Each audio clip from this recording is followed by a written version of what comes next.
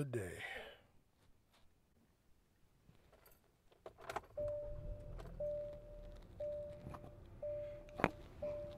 All right, let's ride.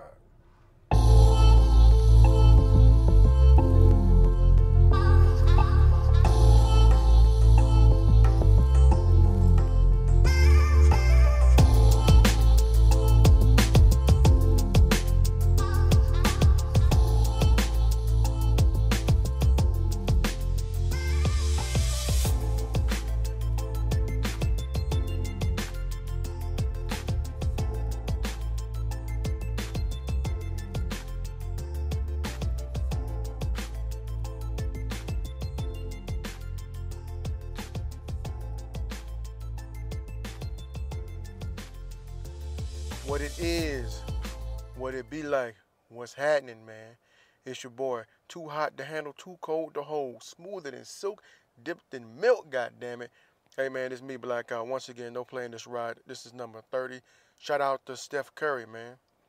And also, who's number 30? Royce White. I think Royce White wore number 30 for a little bit. He was a guy who was, what's the word, the phrase they like to use, highly touted coming out of college. He was a power forward who could rebound well and distribute the ball well.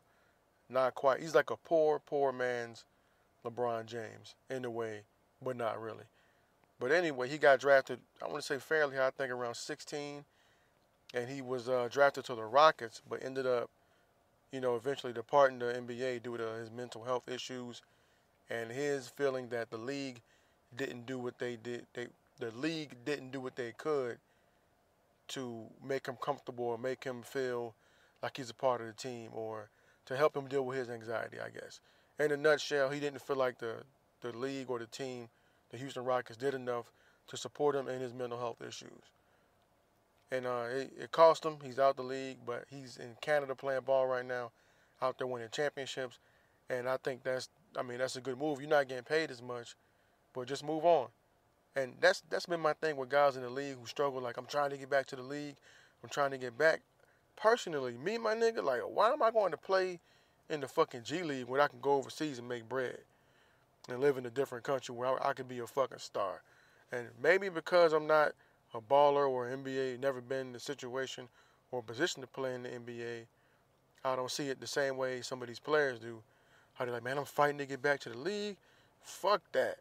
If you don't want me, I'm out, and I'm taking my talents overseas where I can be a superstar, get all the playing time, and be looked at on the level that I feel like I should be on. Because it's not all bad players. Some of these guys could be decent role players in the NBA. I'm not saying they're all going to be superstars, but somebody like Royce White definitely had a pretty dope skill set that any team can use. I don't know what team in the NBA doesn't need rebounding and efficient passing. Like, who doesn't need a strong, unselfish, rebounding power forward who can help make guys better? He doesn't necessarily have to be a starter, but that guy's useful off the bench. You see Tristan Thompson earning all types of bread just getting boards and making plays. He don't even have to score. He's out there making plays. And that's just something that I didn't understand, and I don't know. I'm going to get into sports later, though. I got some news for y'all, some crazy news. Unfortunately, there's been more shootings. Like I said, I don't understand what's happening in the country. I don't know what's wrong with these fucking kids. And we had issues when I was growing up. They be fights and shit. You might get hit with like a stick or something. And every now and again you hear about some gun shit. But this shit is getting out of control. I don't know what the problem is with the youth right now to where you got to go shoot every fucking body. And you know what? That's wrong. I won't say it's been a problem in the black community. I don't know what's going on with these crazy ass kids in the suburbs that are fucking getting angry and shooting shit up because you've been bullied. Like, I don't know what their parents are doing. Like, I was taught, hey, if you getting bullied, fight back. They bigger than you, pick up something and hit them with it. That don't work, get your friends to help you because your friends should help you. I mean, that's just how I grew up.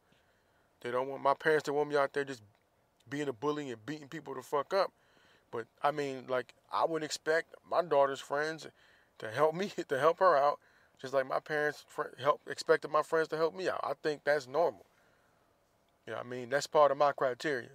So if your kids are ever kids with my with my daughters in the future, hey, if you come to my house and eat my shit, and my daughter and your kid are together, and my daughter get in a fight, and your kid don't help, hey, you ain't welcome in my home no more. I'm a pack animal, man. That's just how I am. That's how I grew up. All for one for all. We don't play that shit. So I don't understand how kids are sitting in class being getting bullied, and nobody's finding out. Is it on the administrators at school? I don't want to blame the teachers or the kids speaking up. What's going on? How does it get to the point where you got to bring a gun to school and shoot people? This little ragged ass boy, he killed 10 people and wounded 10 other people. For what? Because you were getting picked on. You don't need to bring your sensitive ass to school no more. I'm not one of these people that's always like, oh, bullying. Fuck that. Everybody deals with bullies growing up. Everybody. Or you've seen it happen at least. You got to figure out a way to get past that shit. And make sure that you don't become a bully after the fact. And I'm not saying this. I don't even think this is like a real gun control issue, because I think he had like a regular rifle and like a revolver. Was going in there going crazy, but it just goes to show you, man. Like, it's the time. It's the time. Like, shooting up schools was taboo when I was growing up. Now it's like a trend. Now these kids got shit going on and they just want to be loved. I think a lot of this shit is just for attention. You get to the point where you become a sociopath. You're like, fuck it, I want to be remembered. Pow, pow. I'm going to handle my dispute at school with a fucking gun. And I understand and I get that there's been violence going on in schools, especially like minority communities in the inner city or urban, however you want to term it. There's always been issues with gun violence. But this shit is something different. Usually that violence, while I don't advocate for it, I'm not condone the shit at all, those situations, there's usually a target in mind. Like, I have an issue with this individual. It went from point A to point B. We're here now. It's escalated to this. But my intent when I do something is to get that individual or that group of people. These guys are going around shooting fucking random. 20 people? You can't be getting bullied by 20 fucking people. If it was like you went in, you shot three people in the same group of friends or some shit like that, that to me makes sense. That I can understand. Like, well, you're wrong for doing it. You shouldn't have went about it that way.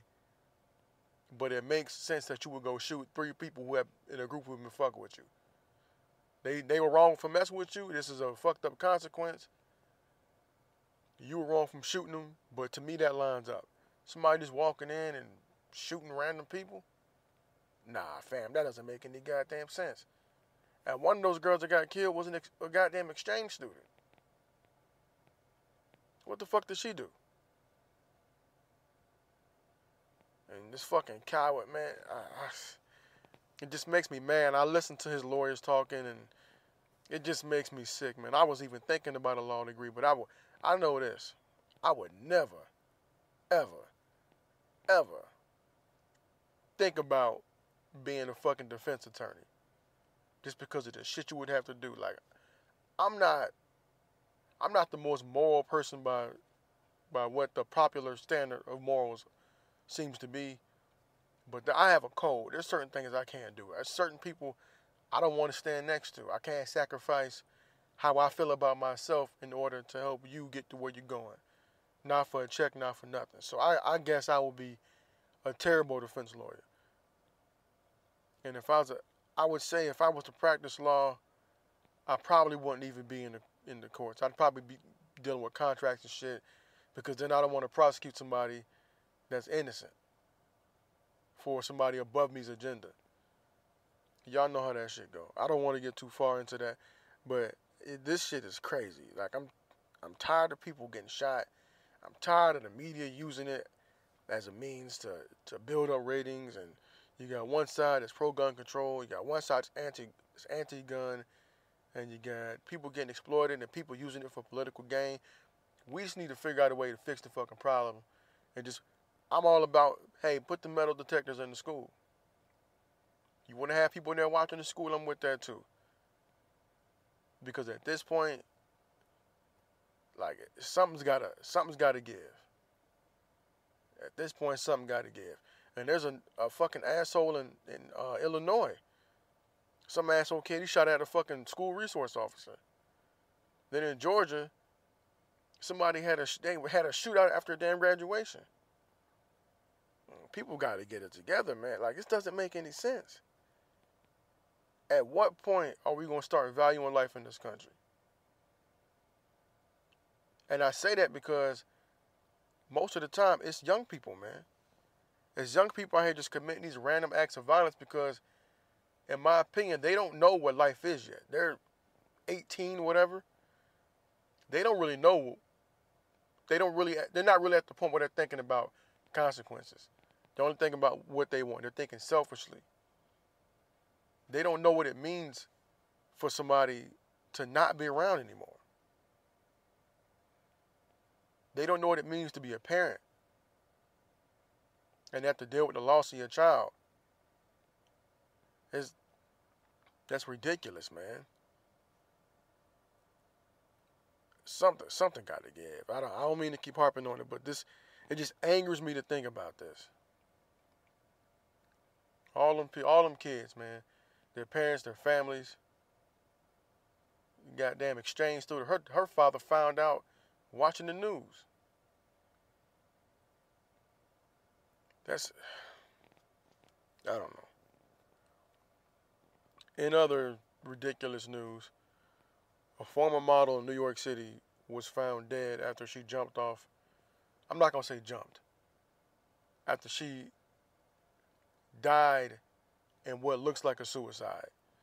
Now, this woman was in the middle of a custody battle, and they found her and her son on like a second floor balcony. She was like on the 8th floor, but they found her and her son unconscious. They called the police, and both of them ended up being dead. I don't know what it's like to be in a situation like that, and things like that. Just with the shooting, man, it just makes me think about mental health and how important mental health is. There is no way, in my mind, a healthy person with their child would jump off the balcony because of some dispute they were having with the kid's father. Even if it was the other way around, man too. I just don't see a person that's stable doing that. Not only did you kill yourself, you took your child out. So unless you and your son, which is crazy, were both thrown off the balcony, you jumped and you took him with you. I don't know what the situation was between her and her ex or estranged husband, whoever the guy was, the kid's father. I don't know what the situation was. I just know this woman was on the balcony and ended up 6 stories below that balcony, another one dead with her son. For what? For what?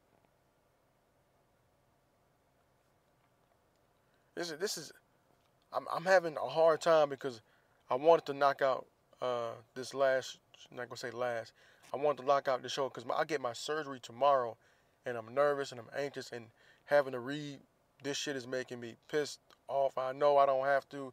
It's my own podcast, but it was just in the news, and I was just like, whatever I can do to create some type of awareness.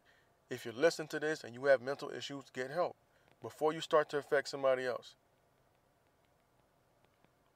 It's really important to me. I just don't like to see people go without help because you're sick.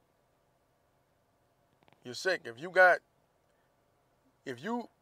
just don't think that you could be in a place where you haven't contemplated suicide and do some of the things that I've read in the news this week. You can go in and shoot 20 people or jump off a building and take somebody with you. That makes me feel like you contemplated taking your own life before and you did nothing about it, or you didn't get help. So what I'm saying is, if you need help, you feel like you might need help, in England, go get help, because it's only going to get worse if you're not. Because that's what I'm dialing all these issues up to, mental health. And it's ridiculous, man. Just like on a lighter note, just like the lady who had an issue with the guys barbecuing in the park. You need help. If you're gonna call the police on some motherfuckers barbecuing in the park, and you've now become a meme. You're on GIFs. You're a meme. You're being parodied all over the fucking country, just in different ways, because you couldn't let a couple people barbecue at the park. You felt that it was that important that you have to get on the phone and call somebody to stop these guys because they weren't using the right barber. Hey, man. Poor choices, rich consequences. You've been made famous for a ridiculous reason. Now your face is all over the internet, and your family, you look like somebody's mama, and you look like you got kids. Kids got to deal with this shit. And, yeah, that's what you get for being an asshole and getting all self-righteous and feeling the need to go mess up somebody else's good time. You went so hard on them black dudes, you pissed off another white woman. She the one put you on the internet. Got you out here looking all types of crazy. That big ass sweatshirt on, no neck. Also, there were a couple of guys attacked by a cougar in Seattle while riding their bikes through the woods. One guy didn't make it, and the other guy said he had his whole head inside the cougar's mouth, and that the cougar was on him and left when his friend tried to run away. In a sick twist, his friend escaping while not helping him ended up costing him his life, and the guy that was getting bit survived. It's an unfortunate incident, but to be honest, do I feel bad? I don't. I really don't. But we can't keep encroaching on wildlife and expect things like this not to happen. Now, I don't know where anybody who listens to this podcast lives at. So if you would like to, hit me up at noplayinthishroud@gmail.com and let me know where you guys are at. I don't know where you guys are. But I do know this. If you live on the West Coast, I'm saying west, from California on the fuck up, and maybe even close to like the Rocky Mountain Ranges, whatever. If you live out here, or if you watch TV with animals in it, with animals of North America, you know that there are mountain lions out here. From California on up. And I'm pretty sure in those woods there was like some sort of sign that's like, hey, beware of mountain lions. Like they have areas like, hey, beware of the bears, whatever. I know there's coyotes and all type of shit in these mountains out here. So I don't go out there. I live close enough. I thought I seen a coyote at a certain time of night. Guess what? I don't go outside at that time of night no more. That's just me. Now, if you decide to go ride your bike in the woods where these animals live and something happens to you, hey man, that's just nature taking its course. That's a predator going after prey. It sounds cold-hearted, but hey man, that cougar was just trying to get something to eat. Hey, you know what happened to that cougar? He fucking died. He died because two guys decided to ride a bike on a trail that was built through the cougar's home. They were riding their bikes to where he lived, and he died because he was hunting for food. I mean, that's not crazy to know. I hope I don't sound crazy thinking that that's fucked up, that cougar had to die because what he was doing was trying to eat. Not only have we as mankind encroached upon his land, now when we put ourselves in his land, we are prey. We are the less dominant creature in that environment. If you go down to just flesh and bones, when it comes to us versus the cougar's going to win and the head up. So when we go out there, we are food. We are prey. It's just something you got to deal with. Now, these two gentlemen went out there riding their bikes. Not only cost one of them their life, but it cost the cougar their life. The cougar's the one that's endangered. There's plenty of goddamn people riding bikes all over the city. We don't need to be in that area. It's just a personal thing. You hear it all the time whatever, like a bear gets killed, or especially the fucking pumas or cougars, whatever you want to call them, wolves and shit get killed because, oh, they were attacking livestock. Well, you built your farm to fuck out there where they live. Or are they supposed to not do what they've been doing for thousands or hundreds of years, moving around looking for food because you decided you want to live out there among them? Is that what they're supposed to do? Are they not supposed to live there because it makes you uncomfortable when you encroach upon where they live at? So I don't fucking feel bad when somebody gets mauled by a goddamn bear out in the woods wanting to be adventure man or woman. I don't feel bad for you. I really, really don't. Half you motherfuckers went past through a bad neighborhood, but you want to go and help anybody out, but you want to go in the woods and and feel entitled enough that you should be protected from the shit that lives there. It doesn't make any damn sense to me. Now, while I don't wish evil on anybody, if you decide to get on a surfboard and go surfing out in the ocean where you know sharks live, if your ass get bit by a shark, that's your fault.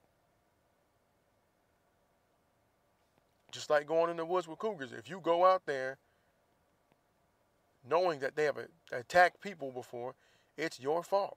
They shouldn't have killed that damn cougar. And then the excuse is, well, now they got a taste for human blood. Well, we got a taste for their land, and we keep on fucking taking it. So what you expect them to do? Because the crazy thing is that we encroach on their land. We present ourselves as food in their habitat. Then when they attack us, they either get killed or they lose more of their land. And to preserve their life, we lock them up in cages or put them on little reserves, taking them completely from their habitat and then release them back. It doesn't make any damn sense to me. It's ridiculous. Stay out of areas where wild animals have killed people. If that means you shouldn't be in the woods, hey man, don't be in the fucking woods. Not those woods, not people killing woods. Go to non-people killing woods where the top predator is like a fucking raccoon. Go do that. But if you want to rough it, you might get met with some rough ass consequences out there playing with these damn animals. And that's exactly what happened to these two guys. Do I feel bad for their families? Absolutely. But they made a decision, and that's on them. And now we got one less of a species that's already endangered. One time for Peter, but not really, because I eat chicken and shit. What else happened? Yeah, apparently France feels like they're moving the embassy to Jerusalem was a violation of international law. And I'm talking about, of course, over in Israel where they moved the U.S. embassy to Jerusalem, and they called Jerusalem the capital. They apparently violated international law, according to France. Just, more shit that you boys got going on, man. It's not going to be through Trumpers today. I'm tired of him right now. I'll get back to him on the next joint. What else interesting happened? Oh, yeah, people getting paid. Somebody about to get paid. Michigan State is paying $500 million to the victims of Larry Nassar.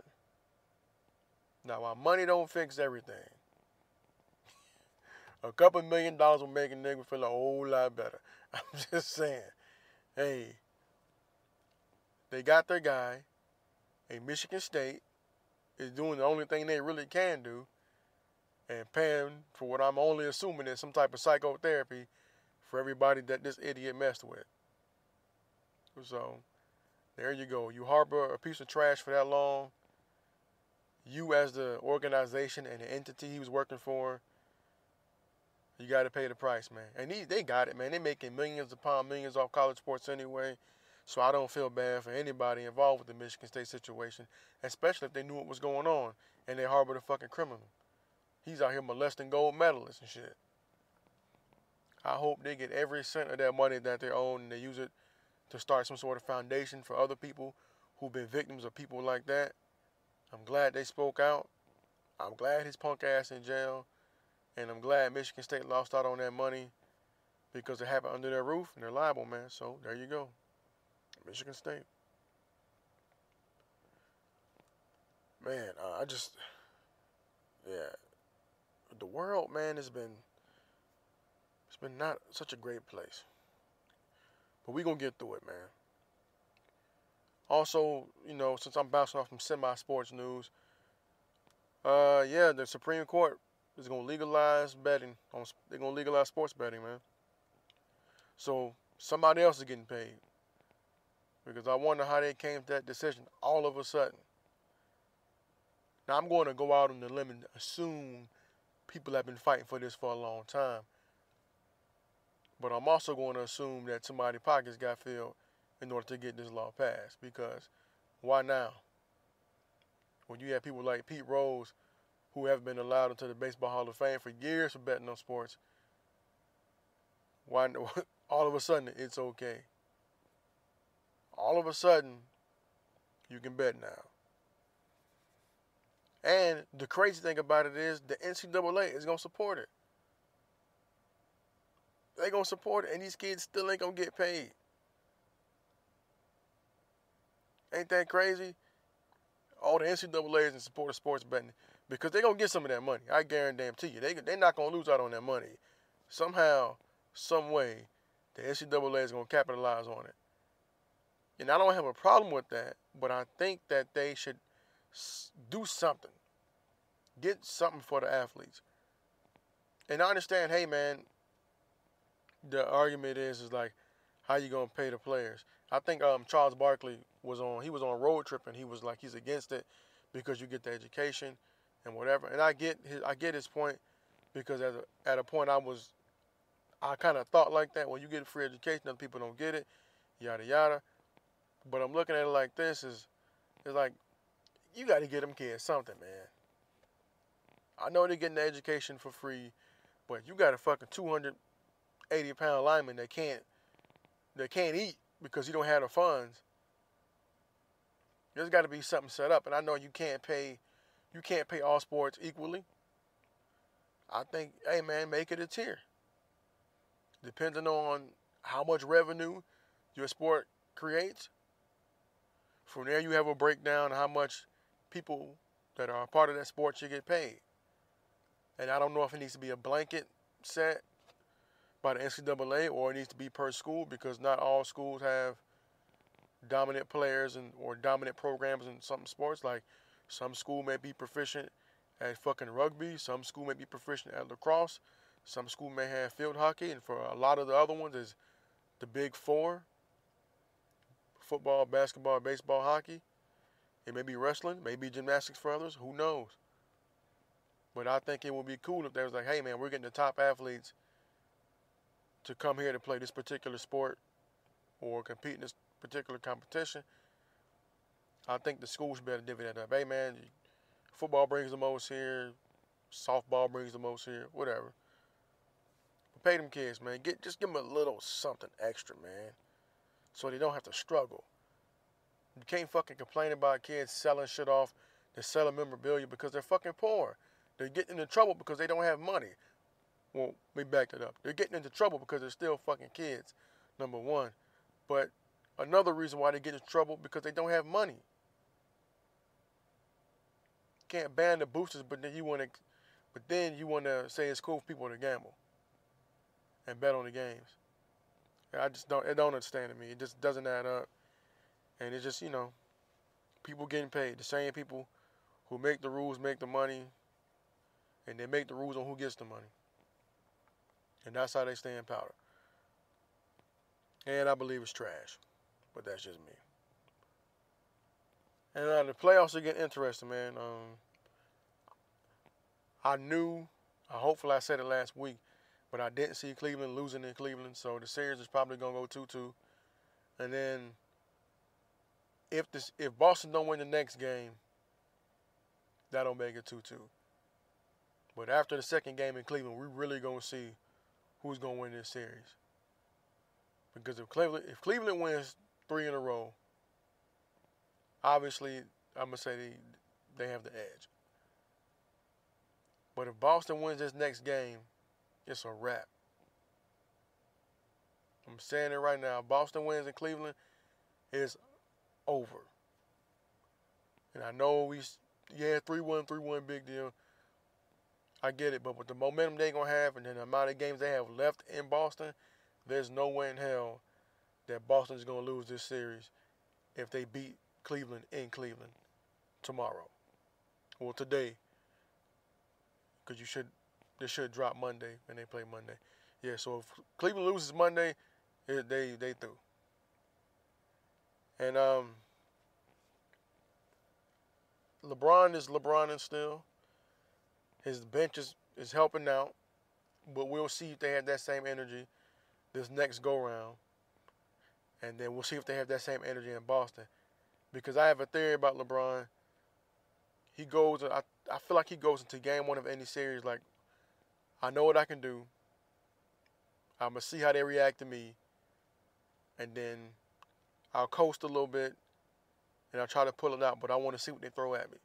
Because he's so basketball intelligent, it's ridiculous.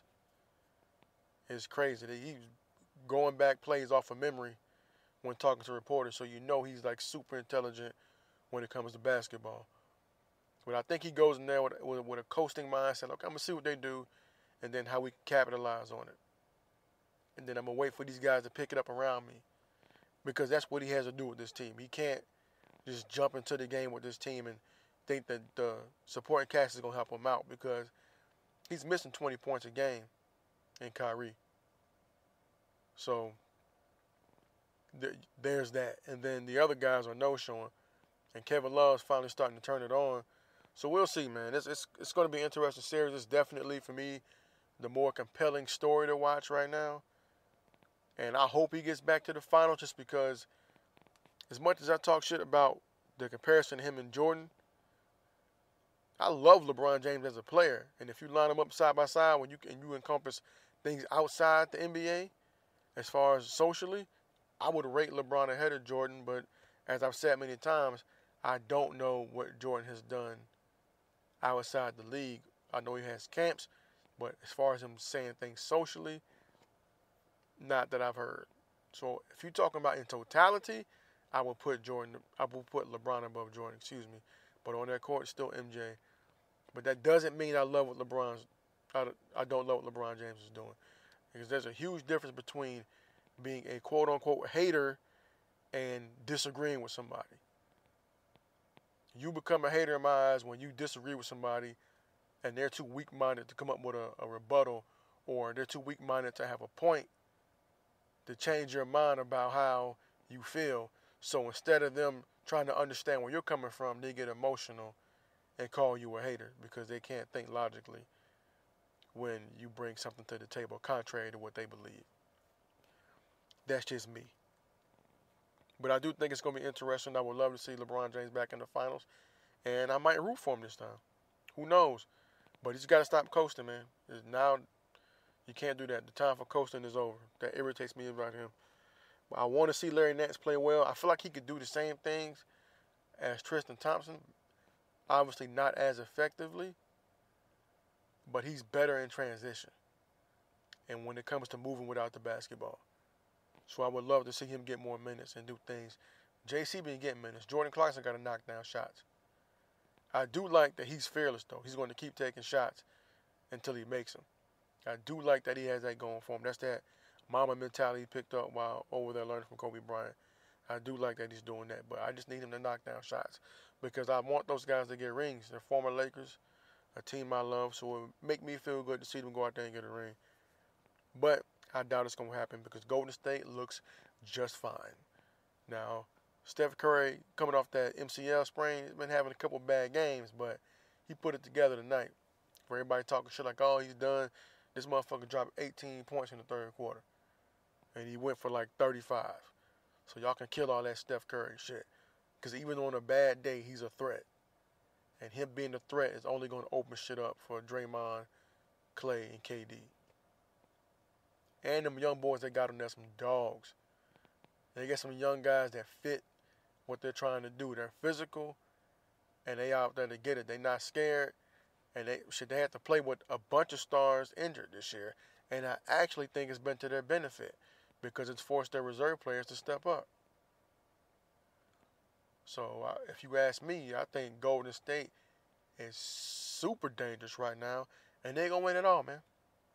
Yeah, they gonna win it all. And speaking of Golden State and Houston, man, and speaking of LeBron, we gotta be honest about something, people. We gotta we gotta be honest with ourselves. I don't talk about him a lot, really at all. But I'm gonna say this: Chris Paul, LeBron James. Now I know LeBron James' his situation is a little bit more obvious because it's been going on for a longer time, and he has a greater, I'll say he's worse off.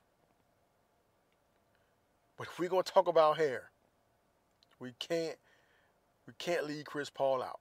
He's in the category, man. We kill LeBron all the time about his fucking hair and all that shit. But we got to keep that same energy with Chris Paul. He's been getting that shit blended in for a long goddamn time. So I don't know why he just don't go ahead and cut it off. Like, it just angers me to see somebody go through that shit.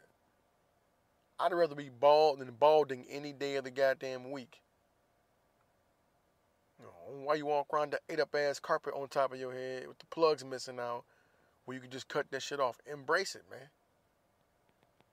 And I can say this as a bald head motherfucker. I went ahead and just cut my shit on off. I'm not gonna waste the time with it. I don't know what the holdup is. Was you worried people gonna pick on you how your head look? Motherfucker, after a month or two, people gonna forget. They just gonna know you as bald head cuz MJ did it. I'm just saying. We gotta keep that same energy though. Don't just talk about LeBron James. There's a few motherfuckers out there. And KD get a pass, goddamn it, because I think KD got a goddamn skin issue on top of his head. It like his skin looks like it's sensitive, like it hurts to brush it or some shit. I ain't talking about like his hair. I ain't trying to be funny. I'm talking about like he got that real deal skin issue on the top of his scalp. So KD gets a pass from me, but we got to keep that same energy with Chris Paul, man. He's been blending that shit in for a while now, and I'm noticing it looks a whole hell of a lot darker on them goddamn State Farm commercials. So I'm on to you, CP3. I see what you're doing out there. We're probably getting Beijinged up. Fuck that shit. Let it ride. Be a man, goddammit. Let that shit go. I'm speaking to losing your hair, man. Dirty 30, man. Hey, listen. I know if you're in your 20s and you're getting close to 30, you're probably dreading that shit. But let me tell you what people not going to tell you, right?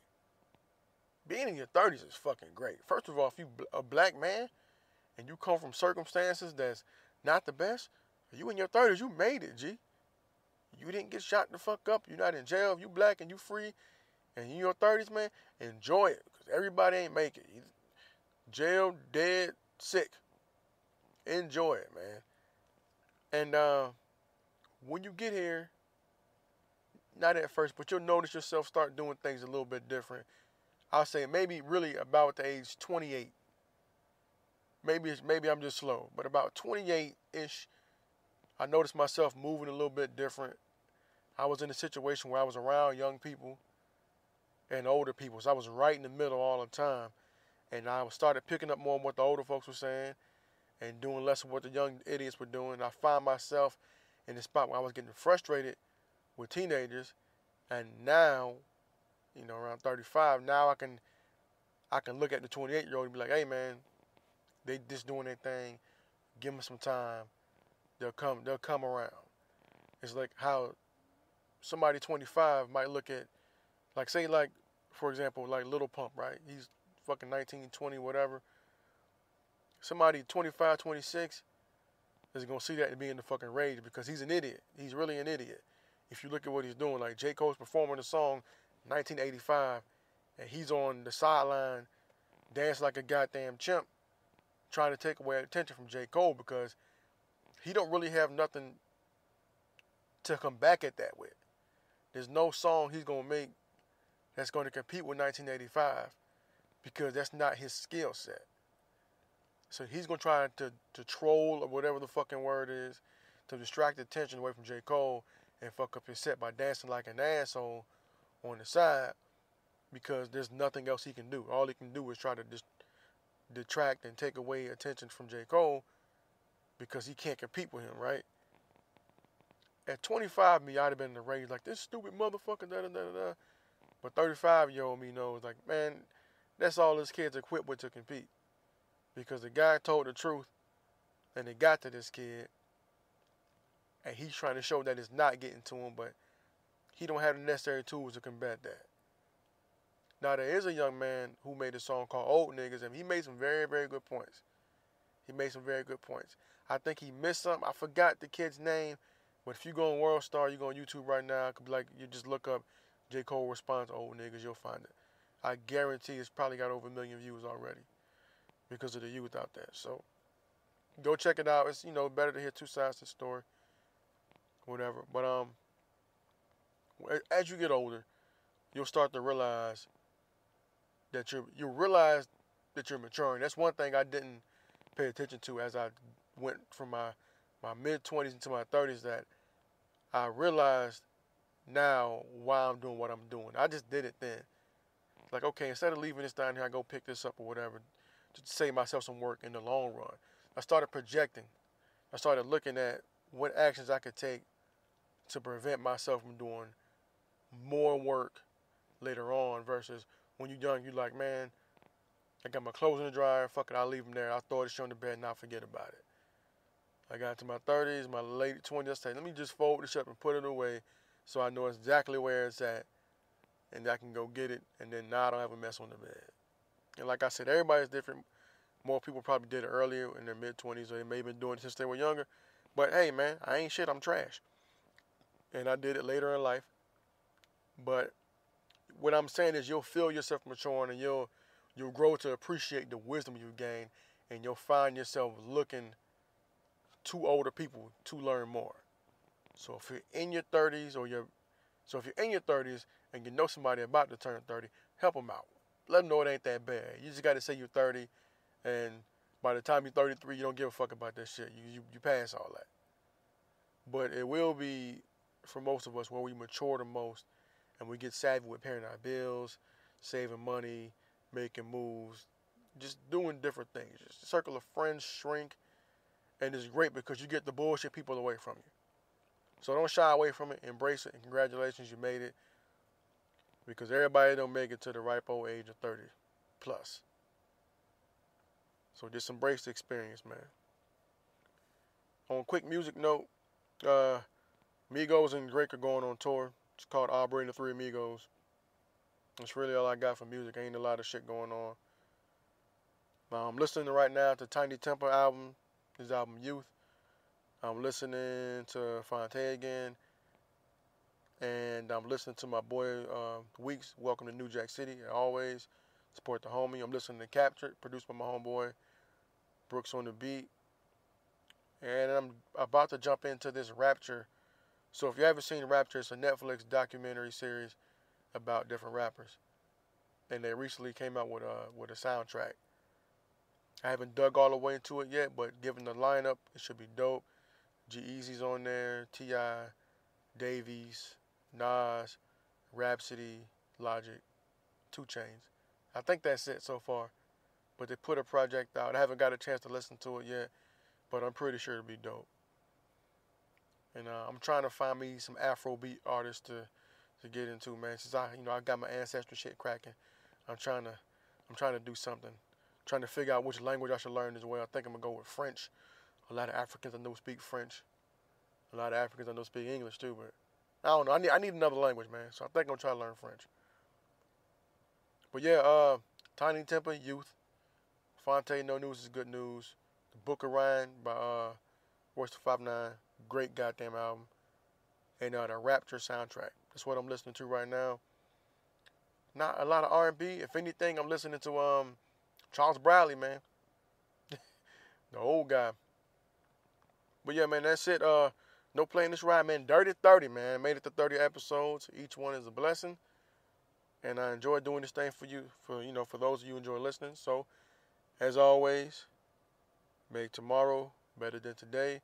And learn something tomorrow if you didn't learn today. You can reach out to me at noplayingthisride@gmail.com. All lowercase, noplayingthisride@gmail.com. If you want to buy a t-shirt with the No Playing This Ride logo, noplayingthisride.threadless.com. The t-shirts are there. If you want to buy an Assume Guilty t-shirt, noplayingthisride.threadless.com. The link will be in the podcast description, the show notes, whatever you call that little area where I write shit about what the podcast is about. And that's it. Oh, yeah. Wish me luck on my surgery, man. Wish me a speedy recovery. I'm nervous, but I got to get the shit done. And hopefully it doesn't impede me doing what I like to do. Hope to get back to y'all soon. One life, one love. Peace.